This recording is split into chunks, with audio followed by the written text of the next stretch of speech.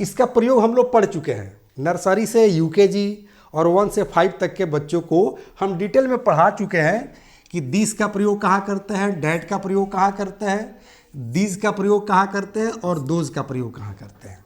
आज हमें ये चर्चा करना है कि ये एडजेक्टिव भी है और प्लस प्रोनाउन भी है कैसे। तो याद रखना है इसका स्ट्रक्चर कैसे, तो याद रखिएगा दिस, डैट, दीज और दोस के तुरंत बाद अगर वर्ब आ गया, क्या आ गया, वर्ब आ गया।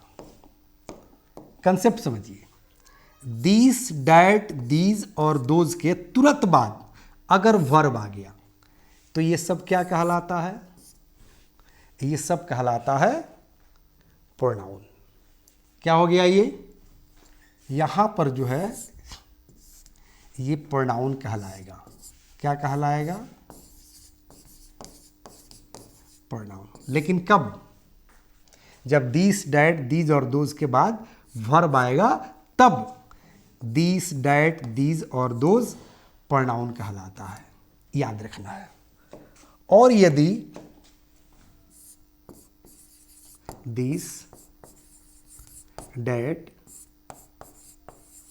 दीज, दोज के सटे हुए अगर नाउन आ जाता है तो याद रखना है यहां पर दिस, डैट, दीज और दोज क्या कहलाता है, एडजेक्टिव कहलाता है। क्या कहलाता है, एडजेक्टिव कहलाता है। फिर एक बार समझिए, जब दिस, डैट, दीज और दोज के सटे हुए नाउन आ जाएगा तो दिस, डैट, दीज और दोज एडजेक्टिव का काम करता है। और यदि दिस, डैट, दीज और दोज के तुरंत बाद अगर वर्ब आ जाता है तो यहां पर दिस, डैट, दीज और दोज प्रोनाउन का काम करता है। कैसे, तो सेंटेंस में जो है देख लीजिए, समझ में आ जाएगा। जैसे कहा जाए कि दिस इज अ काऊ, तो यहां पर जो है दिस के बाद ईज आया है। क्या आया है, दिस के बाद ईज आया है। तो देख रहे हैं ना, दिस के बाद वर्ब, तो ईज क्या है, एक वर्ब है। तो यहां पर दिस क्या है, प्रोनाउन है। डैट इज ए काऊ भी हो सकता है। अगर प्लूरल बनाएंगे तो दिस के जगह पर क्या हो सकता है, दीज, यानी कि दीज आर काउस या दोज आर काउस, यानी कि दोज के, दीज के जगह पर आप दोज भी कर सकते हैं कि दोज आर काउस, और दीज के जगह पर डैट कर सकते हैं, that is a cow. Main मकसद है ये जानना कि दिस, डैट, दीज और दोज के बाद वर्ब आ रहा है या नहीं। तो वर्ब आ रहा है, वेरी सिंपल। जैसे दिस के बाद यहां पर आया है इज, और दीज के बाद भी आ गया है इज, सॉरी आर, तो दीज आ, तो क्या हो गया, यहां पर दीज और दिस क्या हो गया, प्रोनाउन हो गया, यानी कि प्रोनाउन का काम कर रहा है। यही कंसेप्ट मैं समझा रहा था कि अगर दिस, डैट, दीज और दोज के तुरंत बाद अगर वर्ब आ जाता है तो यहां पर दिस, डैट, दीज और दोज प्रोनाउन का काम करता है। जैसे एग्जांपल आप देख लीजिए, this is a cow, these are cows या दोज आर काउस। अब चले आइए किस पर, एडजेक्टिव पर। जैसे दिस काऊ इज ब्लैक, यह गाय काली है। तो यहां पर ध्यान दीजिएगा, दिस के तुरंत बाद नाउन आया है। काऊ क्या है, नाउन है। तो दिस के तुरंत बाद जो है नाउन आया है, तो यहां पर दिस क्या हो गया, नाउन आया है तो एडजेक्टिव। यही कंसेप्ट मैं समझा रहा था। ओके, अगला एग्जांपल देख लेते हैं। दीज काउज आर माइन, ये सब मेरी गायें हैं। कंसेप्ट समझिए यहां पर। तो यहां पर दीज के बाद क्या आ गया, काउज, यानी कि नाउन आ गया। तो देख रहे हैं ना, दिस डैट दीज और दोज के बाद अगर नाउन आ जाता है तो यहाँ पर दिस डैट दीज और दोज क्या कहलाता है, एडजेक्टिव कहलाता है। तो दिस के बाद जो है नाउन आ गया, दीज के बाद भी नाउन आ गया। सबका कंसेप्ट क्लियर हो गया ना कि कैसे जो है दिस डैट दीज और दोज एडजेक्टिव का भी काम करता है और प्रोनाउन का भी काम करता है। ओके अब जो है स्पोकन के आधार पर अगर सोचिएगा तो ऐसे हम लोग बोलते हैं कि यह गाय मेरी है, और यह गाय, जैसे हम लोग बोलते हैं कि यह गाय मेरी है, तो यह गाय मेरी है तो क्या कहेंगे, this cow is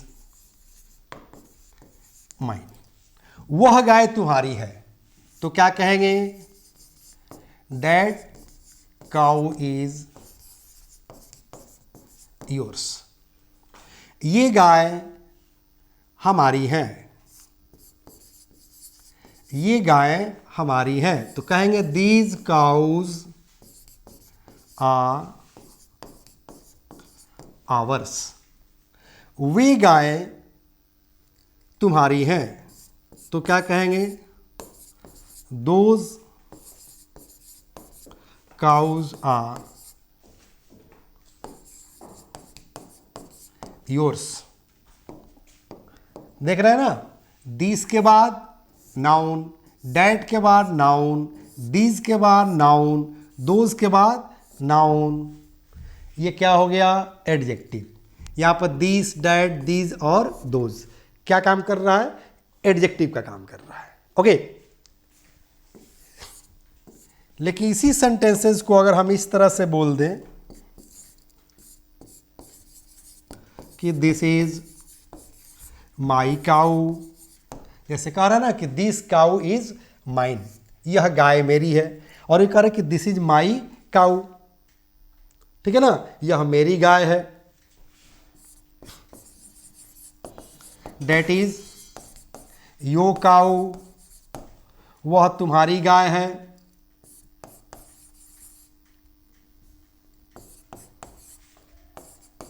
these are our cause, ये हमारी गायें हैं। दोज आर यो काउज, वे सब आपकी गाय हैं। यहाँ पर देखिएगा दिस के बाद वर्ब आया, डैट के बाद वर्ब आया, दीज के बाद वर्ब आया, दोज के बाद वर्ब आया, यानी कि यहाँ पर दिस डैट दीज और दोज क्या है, प्रोनाउन है, क्योंकि इसके तुरंत बाद क्या आ रहा है, तो वर्ब आ रहा है। यही हम लोग पढ़ रहे थे कि अगर जो है दिस डैट दीज दोज के बाद अगर वर्ब आता है तो यहाँ पर दिस डैट दीज और दोज प्रोनाउन का काम करता है, और यदि दिस डैट दीज और दोज के तुरंत बाद अगर नाउन आता है तो एडजेक्टिव का काम करता है। मेरे ख्याल से सबका कंसेप्ट क्लियर हो गया होगा। इन नेम ओनली का हिंदी होता है नाम मात्र के। नाम मात्र का मतलब होता है नाम के लिए, मतलब काम नहीं हो। जैसे कहा जाए कि आप नाम के नेता हैं, मतलब काम नहीं है। आप नाम के विद्यार्थी हैं, मतलब पढ़ते नहीं हैं। आप नाम के ऑफिसर हैं, मतलब काम कुछ नहीं करते हैं। ओके तो वहीं पर जो है नाम मात्र का इंग्लिश होता है इन नेम ओनली। सेंटेंस कैसे बनेगा याद रखिएगा, जैसे you are a student in name only,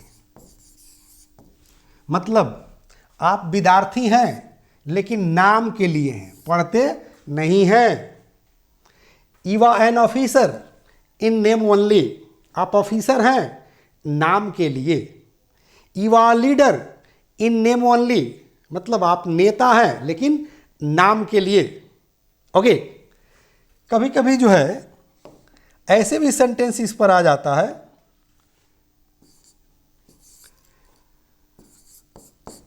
कि ही इज माई फ्रेंड, मतलब वह मेरा दोस्त है, और यहां जोड़ दीजिए कि इन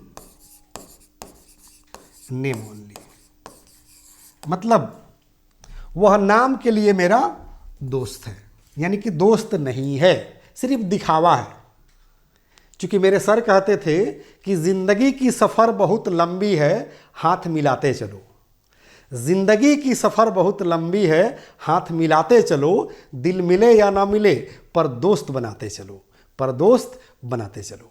ओके, तो उसी तरह के आज दोस्त मिलते हैं, इसलिए हम बोल सकते हैं कि ही इज़ माई फ्रेंड, वह मेरा दोस्त है, इन नेम ओनली, मतलब नाम मात्र का। जैसे कहेंगे कि वह पढ़ती है, नाम मात्र का, तो कहेंगे सी रीड्स, वह पढ़ती है, और जोड़ देंगे इन नेम ओनली, मतलब वह नाम मात्र के पढ़ती है, दिखावा के लिए पढ़ती है, इसका मतलब ये हुआ। या पढ़ती ही नहीं है, समझ लीजिए, यानी कि पढ़ती नहीं है, सिर्फ दिखावा के लिए बैठ जाती है कॉपी कलम लेकर। ओके, जैसे कहा जाए कि Ram is a leader in name only,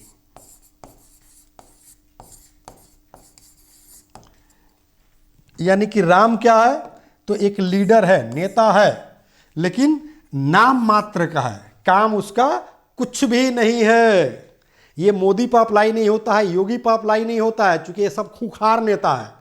अब ऐसा नहीं कह सकते हैं कि Modi is a leader in name only, Yogi is a leader in name only, ऐसा नहीं कह सकते हैं, बिल्कुल नहीं कह सकते हैं, क्योंकि ये सब एनर्जेटिक पॉलिटिशियंस हैं। ओके, मेरे ख्याल से कंसेप्ट समझ में आ गया कि नेम ओनली का मतलब क्या होता है, नाम मात्र के, यानी कि सिर्फ और सिर्फ नाम के लिए। जैसे आप किसान हैं, नाम के लिए, आप विद्यार्थी हैं, नाम के लिए, आप ऑफिसर हैं, नाम के लिए, आप नेता हैं, नाम के लिए। समझ में रहे ना? तो ऐसे जगहों पर इन नेम ओनली का प्रयोग होता है। जैसे आप किसान हैं, नाम के लिए, तो कहेंगे you are farmer in name only, मतलब नाम मात्र के किसान है, किसानी आती नहीं है, खेती आपको आती नहीं है। You are police in name only, आप पुलिस हैं लेकिन चोर आपसे डरता नहीं है, मतलब नाम मात्र के आप पुलिस है। तो यहीं पर जो है इन नेम ओनली का प्रयोग हम लोग करते हैं। अब इस तरह से आपको नोटबुक पर जो है ऊपर लिख लेना है, इन नेम ओनली नाम मात्र का या नाम के लिए, और इस पर सेंटेंस बनाना है कि you are my brother in name only, you are my father in name only, you are my mother in name only, you are my wife in name only, you are my husband in name only, मतलब आप मेरे पति हैं नाम मात्र का, आप मेरी पत्नी है नाम मात्र का, आप मेरे बेटे हो नाम मात्र का, मतलब बेटे का फर्ज अदा नहीं करते हो। You are my father in name only, आप मेरे पापा हैं नाम के लिए, मतलब बाप का फर्ज अदा नहीं करते हैं। You are my mother in name only, आप मेरी माँ है नाम मात्र के। इस पर बनाएंगे सेंटेंस। ओके, कहेंगे कि यू आर माई फादर या मदर, कुछ भी लिख सकते हैं, इन नेम ओनली, मतलब आप मेरे पापा हैं नाम के लिए, या आप मेरी माँ है नाम के लिए, मतलब आप माँ का फर्ज अदा नहीं करती है, आप पापा का फर्ज अदा नहीं करते हैं, इसलिए इस तरह का सेंटेंस जो है आप बोलते हैं, सिचुएशन के अनुसार बोल सकते हैं। ओके, मेरे ख्याल से सबका कंसेप्ट क्लियर हो गया।